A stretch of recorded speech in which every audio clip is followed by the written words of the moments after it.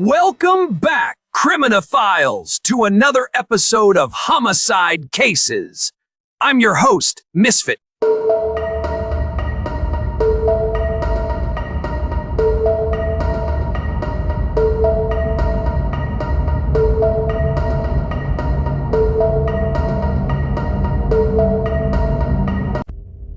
I'm Joseph Atkins, an American serial killer with 3 known victims.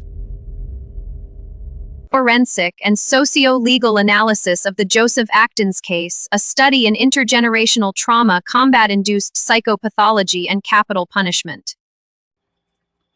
The case of Joseph Atkins constitutes a significant chapter in the annals of South Carolina's criminal justice history, presenting a complex intersection of developmental trauma, military-related psychological deterioration, and the rigid application of capital statutes. Atkins, a Vietnam War veteran and a convicted triple murderer, provides a case study for forensic criminologists, legal historians, and psychiatric evaluators. His life, bookended by extreme domestic abuse and the finality of lethal injection in early 1999, illustrates a catastrophic closed loop of violence. This analysis examines the trajectory of Atkinson's life from his origins as an unwanted child through his 2 distinct periods of homicidal violence, culminating in a detailed review of the legal and psychiatric factors that defined his journey through the South Carolina Department of Corrections. Developmental foundations and the scientific study of violence. The etiology of Joseph Atkins' violent behavior is undeniably linked to a childhood characterized by profound instability and systematic physical abuse. Born in June 1947 to a sex worker who did not want him, Atkins was adopted by Benjamin Frank Atkins and Gladys Atkins in North Charleston, South Carolina. While adoption is frequently framed as a redemptive or stabilizing event, for Atkins, it marked the beginning of a lifelong exposure to brutality. The household into which he was placed was defined by a culture of physical dominance and fear, establishing an early blueprint for the resolution of conflict through violence. Benjamin Frank Atkins, the man who would eventually become one of his son's victims, was the primary architect of Joseph's developmental trauma. Joseph was frequently subjected to severe beatings and verbal tirades. Witnesses and subsequent reports indicate that Benjamin Atkins often utilized racist slurs against Joseph, likely due to the child's darker complexion, which stood in contrast to the rest of the family, a factor that introduced a dimension of identity-based psychological torment into the physical abuse. This racialized abuse, occurring within the supposed safety of the adoptive home, likely fostered a deep-seated sense of alienation and self-loathing. The domestic environment was further destabilized by the presence of an older half-brother, Charles Edward Atkins. Charles functioned as both a victimizer and a model of violent resolution. The interactions between the brothers were not merely sibling rivalries, but involved life-threatening assaults. On one occasion, Charles stabbed Joseph repeatedly in the stomach, an injury so severe that it required major surgery. On at least 3 other occasions, Charles inflicted head wounds on Joseph using various implements, including a rifle butt, a pulled cue, and a bottle. This level of psychological trauma, occurring during critical periods of brain development, likely contributed to a diminished capacity for impulse control and an increased predisposition towards aggressive responses to stress. Perhaps the most psychologically damaging element of Atkins' early life was the domestic violence he witnessed. He frequently saw his adoptive father brutalizing his mother Gladys in acts that included physical and carnal assault. Joseph believed that the chronic violence Gladys suffered specifically having her head repeatedly slammed against walls and floors by Benjamin, was the direct cause of the brain tumor that led to her death when Joseph was 15 years old. The loss of his mother, whom he viewed as a fellow victim of his father's rage, removed the only stabilizing influence in his life and cemented his resentment towards his father.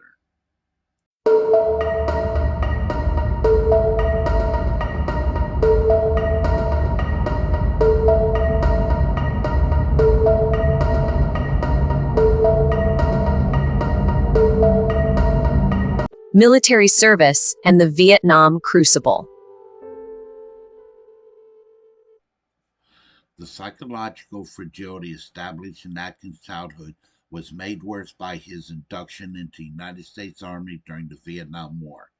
At approximately 21 years of age, Atkins was deployed to the border regions of Cambodia and Laos, areas known for high-intensity conflict and unconventional warfare. During his service, Atkins was exposed to the extreme end of the combat spectrum. Reports indicate he witnessed mutilations and the death of numerous civilians and combatants. More specifically, he was reportedly haunted by the memory of hearing fellow American soldiers who had been captured by enemy forces being tortured to death in the distance, a form of auditory trauma that often precipitates severe post-traumatic stress disorder, or PTSD. Despite the internal psychological toll, Atkins' outward performance as a soldier was decorated.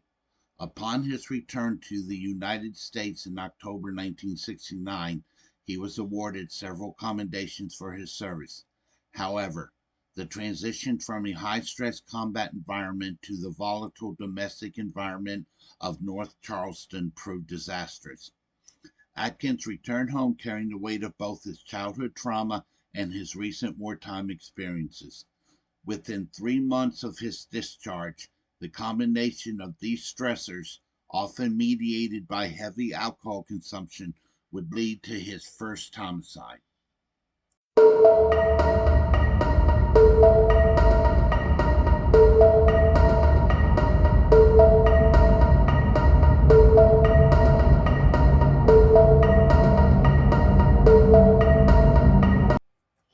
The psychological impact of these awards is often paradoxical in forensic cases. While they indicate a level of discipline and social conformity within a structured environment, they also mark the individual as a trained instrument of state violence. For Atkins, the return to a civilian world where his training was no longer applicable, but his trauma remained active, created a volatile psychological state that the legal system in 1970 was ill equipped to address. The 1969 fratricide, the death of Charles Atkins. On December 31st, 1969, just weeks after his return from Vietnam, Joseph Atkins attended a gathering at a friend's house with his half brother Charles. The two, both of whom had been drinking, engaged in a violent altercation. In a sequence of events that mirrors a tactical response to domestic conflict, Joseph left the location, traveled several miles to his father's house to retrieve a shotgun, and returned to the scene of the fight. Atkins fired the shotgun, fatally wounding Charles and shooting out the windows of the residence. This act of fratricide was the culmination of the decade-long conflict between the two men. However, the subsequent legal proceedings introduced a critical procedural error that would later influence his 1980 death sentence. In March 1970, Atkins was indicted for homicide. Recognizing the history of mutual violence between the brothers and the mitigating circumstances of Atkins' recent return from war, the prosecution and defense reached a plea agreement for manslaughter. However, When Atkins appeared before the judge on May 28, 1970, he attempted to explain his actions by stating that Charles had reached back in his back pocket where he had his gun and that he fired because he was scared he was going to shoot. The presiding judge interpreted this statement as an assertion of self defense. Legally, a judge cannot accept a guilty plea to a crime, in this case manslaughter, if the defendant maintains they acted in legally justifiable self defense. Consequently, the plea deal was voided, and the case proceeded to trial. At trial, the jury rejected the self defense claim, largely because Atkins had left the scene to retrieve a weapon and returned, which indicated premeditation rather than an immediate defensive reaction. He was found guilty of homicide and sentenced to life imprisonment in 1970, though the jury recommended mercy. This conviction is significant not only for the decade of incarceration that followed, but because it served as the sole statutory aggravating factor that made Atkins eligible for the death penalty 16 years later.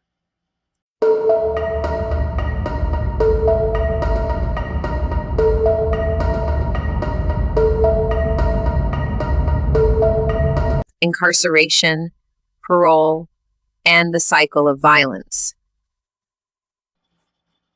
Atkins served approximately 10 years of his life sentence. During this period, a notable shift occurred in the family dynamic.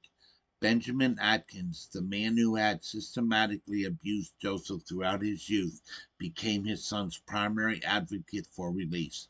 Benjamin repeatedly petitioned the South Carolina Parole Board, pleading for his son to be granted another chance at civilian life.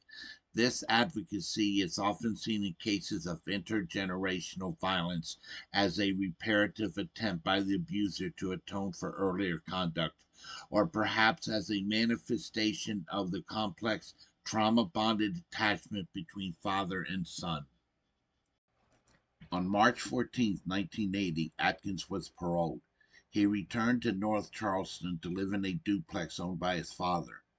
Joseph lived on one side of the structure while his father lived on the other. This arrangement placed the two men in constant proximity, essentially recreating the domestic environment that had been the site of so much historical trauma. The 5 years between 1980 and 1985 were characterized by Atkins' struggle to reintegrate. Although he held various jobs, he suffered from chronic alcoholism and likely undiagnosed PTSD. His social circle was limited, and his interactions with neighbors were sparse. In the spring of 1985, a family moved into a tenant house located behind the duplex. Aaron Polite, his common-law wife, Father Patterson, and their 13-year-old daughter, Karen Patterson. Tension existed between Atkins and the Patterson-Polite family. Testimonies revealed disputes regarding Atkins' behavior, including an incident where he flew a Confederate flag on Independence Day, which the neighbors interpreted as a racial provocation. While Atkins' defense would later argue that these were minor neighborly disputes, the prosecution framed them as evidence of a simmering hostility that would explode in October 1985. The 1985 Duplex Massacre. Forensic Reconstruction. The events of October 27, 1985, began after Joseph Atkins spent a night drinking with a neighbor, Arthur Henderson. During their interaction, Atkins reportedly made an ominous statement: "When I go home, anything I see in sight, I'm going to kill." At daybreak, Atkins returned to the duplex dressed in military fatigues and armed with an arsenal that included a machete, a 38 caliber revolver, and a sawed-off single-shot shotgun. The choice of attire and weaponry strongly suggests a dissociative return to his combat persona, a phenomenon indicative of a PTSD flashback where tactical behaviors are reenacted in a non-combat setting. Atkins' first act was to cut the phone lines to the duplex, demonstrating a high degree of tactical premeditation. Aaron Polite was awakened by noises outside and saw Atkins walking towards the duplex. When Father Patterson tried to call Benjamin Atkins for help, she discovered the lines were dead. As she left to walk to Benjamin's side of the duplex, Atkins entered the Polite Patterson residence. The homicide of Karen Patterson. Atkins proceeded to the bedroom of 13-year-old Karen Patterson. He fired a single shot from the sawed-off shotgun, striking the girl in the head at a range of 5 to 15 feet. Forensic evidence later showed that Karen had defensive wounds on her right hand, suggesting she had raised her hand in a futile attempt to shield herself from the blast. The single-shot nature of the weapon meant that Atkins had to manually unload the spent shell and reload a new one for every subsequent shot, a detail that the prosecution used to argue against claims of accidental firing. The pursuit of Aaron Polite and Fatha Patterson. As Aaron Polite emerged from his bedroom, he encountered Atkins standing in the hallway. Atkins leveled the shotgun at Polite, who managed to escape by jumping through a closed screen door. Atkins pursued him, firing multiple rounds as Polite fled into the neighborhood. Meanwhile, Father Patterson had reached Benjamin Atkins' door. As she prepared to enter, Joseph appeared and aimed a shotgun at her. She screamed and retreated. Benjamin Atkins, hearing the commotion, stepped to the door to investigate. The homicide of Benjamin Frank Atkins. Atkins fired the shotgun into his father's shoulder area. The blast caused massive hemorrhaging. Benjamin Atkins stumbled back into his home, collapsed, and bled to death within minutes. In a tragic irony, Benjamin died at the hands of the son whose life he had worked to save from the prison system just 5 years prior. As Father Patterson hid inside Benjamin's home and managed to reach a functioning phone line, she heard Atkins shouting through the walls. When she cried out for God's help, Atkins reportedly yelled back, "God can't help you now." Before fleeing on his motorcycle, Atkins fired several more rounds through the walls of the duplex and shot out the windows of his father's car.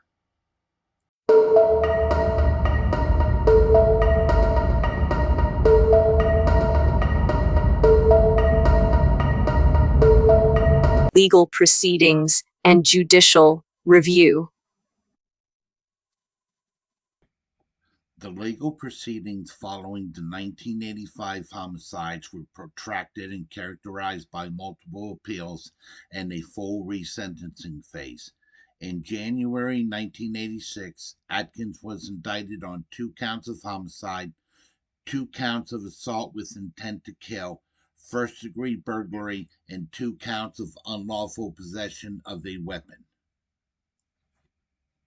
During the June 1986 trial, the prosecution focused on the brutality of the killings and the helplessness of the victims. The primary aggravating factor that allowed for the pursuit of the death penalty was Atkins' 1970 homicide conviction. Under South Carolina law, a prior conviction for a crime of violence of this magnitude elevated a subsequent homicide to a capital offense. The defense team, which had limited experience in capital cases, focused on Atkins' intoxication and his history of alcoholism as mitigating factors. They failed, however, to raise the possibility of a guilty but mentally ill verdict, a statute that had been enacted in South Carolina in 1984. The jury deliberated for just over an hour before recommending the death penalty for both homicides.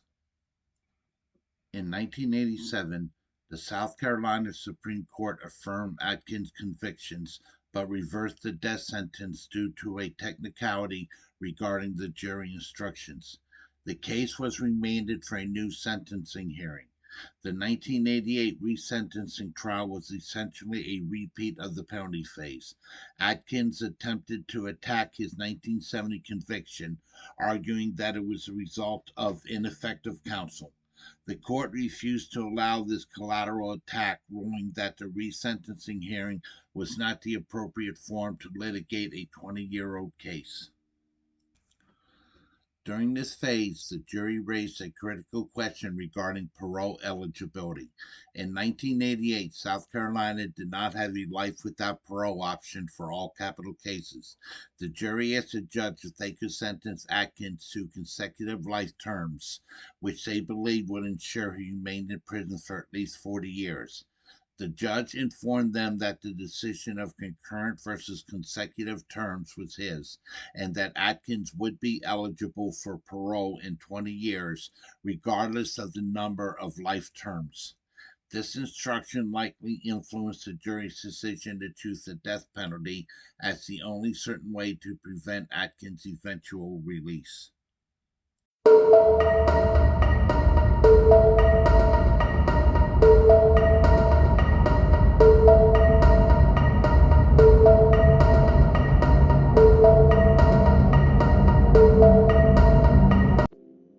Psychiatric evaluations, and the combat veteran profile. The case of Joseph Atkins is frequently cited in discussions regarding the Vietnam veteran defense. In the 1980s, the understanding of PTSD was evolving, and its application in criminal trials was often met with skepticism. The defense argued that Atkins' actions on the night of the homicides were indicative of a dissociative episode. The presence of military fatigues, the tactical cutting of phone lines, and the use of a shotgun were presented as learned behaviors from his time in combat. Forensic experts suggest that under the influence of alcohol, Atkins may have entered a state where he perceived his domestic environment as a combat zone. However, the prosecution successfully argued that Atkins' actions showed too much purposeful planning. The act of traveling to his father's house to retrieve the weapon in 1969 and the specific cutting of phone lines in 1985 suggested an organized mental state. The prosecution's experts argued that while Atkins may have suffered from psychological issues, he possessed a substantial capacity to conform his conduct to the law at the time of the offenses. Post-conviction appeals highlighted that the original psychological evaluations performed on Atkins were flawed. Experts who testified in 1986 later admitted they were not provided with the full details of his childhood abuse or the specifics of his military trauma. This information gap meant that the jury never received a comprehensive psychological profile that connected his childhood stabbings and head traumas to his adult violent outbursts. The legal system treated Atkins as a career criminal rather than a victim of chronic trauma whose behavior was a maladaptive response to his environment. Analysis of weaponry and ballistics.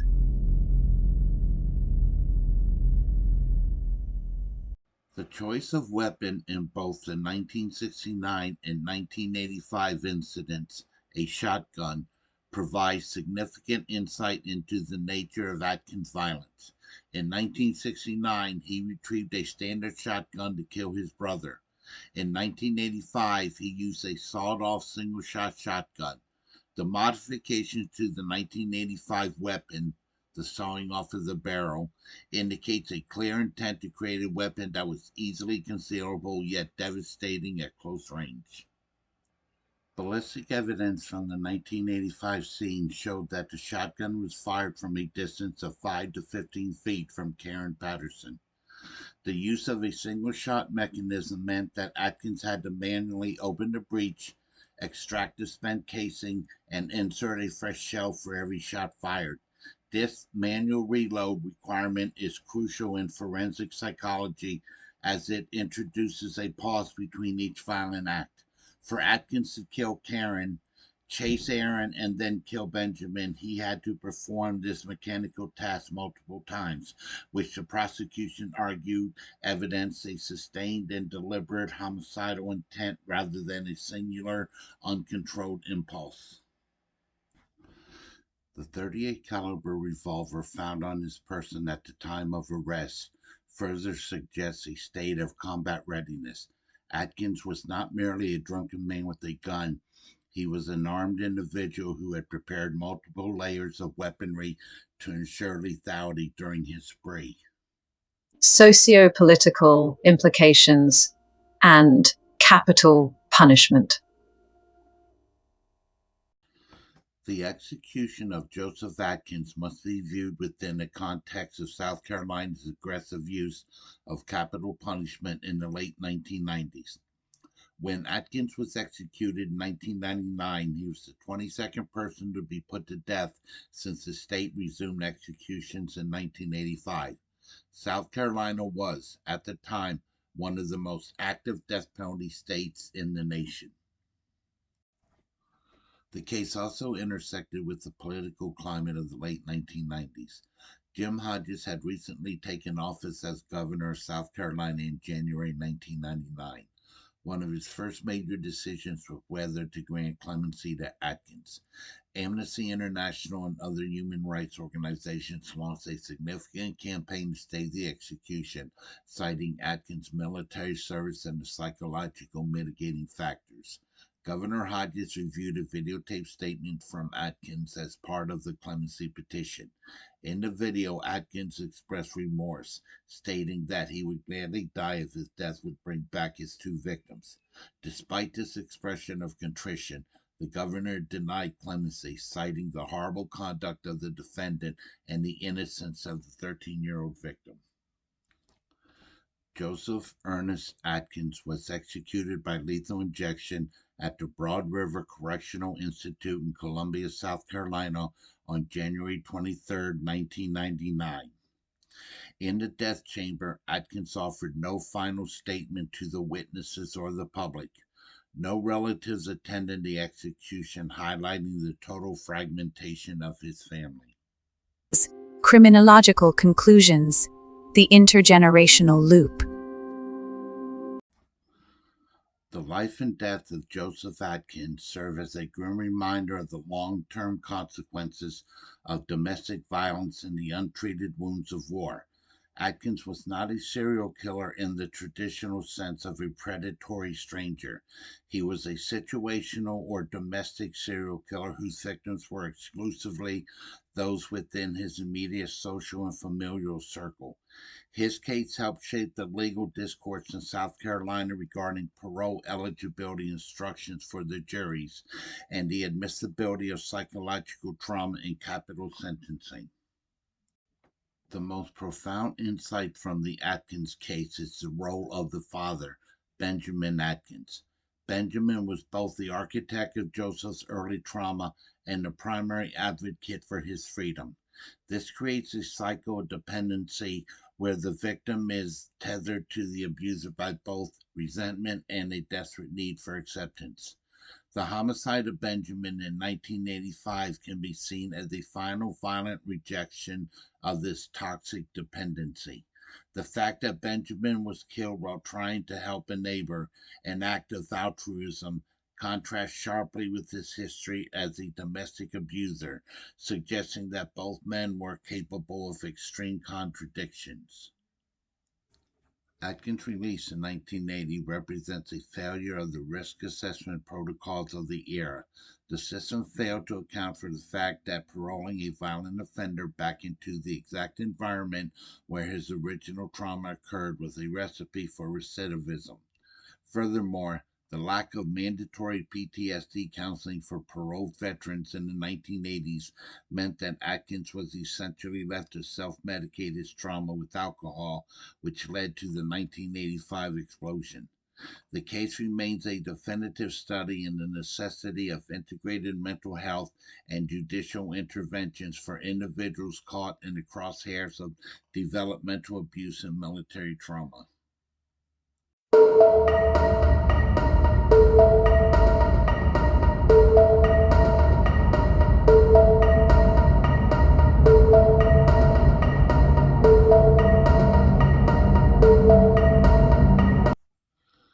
The Joseph Atkins case underscores limitations of the legal system in addressing the complexity of human trauma.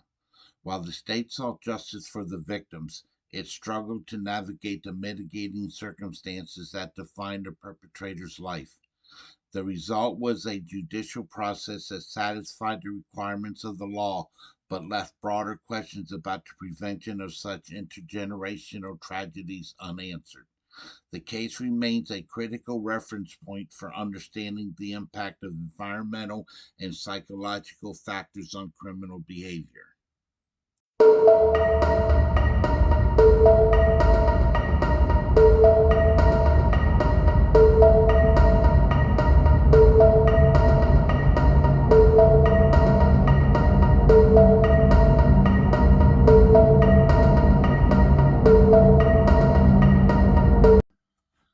The case of Joseph Atkins is a profound testament to the ripple effect of trauma. The violence Benjamin Atkins inflicted in the 1950s echoed through the decades, resulting in the deaths of Charles in 1969, Karen and Benjamin in 1985, and Joseph himself in 1999. It remains an essential study in the need for trauma-informed judicial systems that can identify and intervene in the cycle of violence before it reaches its terminal conclusion. That ends my story. A life consumed by violence. That ends another episode of Homicide Cases as I close the file on Joseph Atkins. Join me next time where I'll be opening the file on Johnny Avalos. If you or somebody you know or love is a victim of domestic violence, get them help right away. Thanks for watching. If this is your type of content, then please give me a like and follow. It'll help me keep this series going. This is Misfit signing off, and as always, stay safe.